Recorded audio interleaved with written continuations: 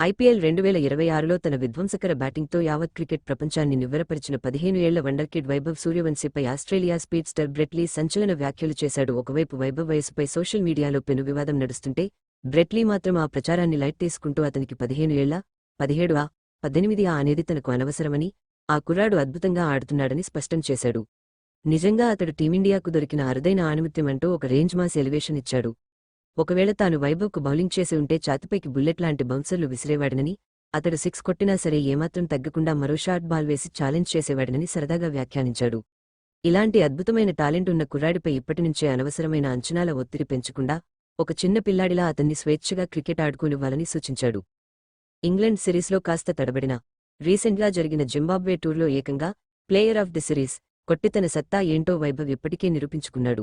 పిచ్పై తన అగ్రెసివ్ టచ్తో భవిష్యత్తులో బౌలర్లకు పీడకలగా మారే అవకాశాలున్న ఈ యంగ్ డైనమైట్ను చూస్తుంటే, క్రికెట్ భవిష్యత్తు చాలా స్ట్రాంగ్ చేతుల్లో ఉందన్న నమ్మకం కలుగుతోంది.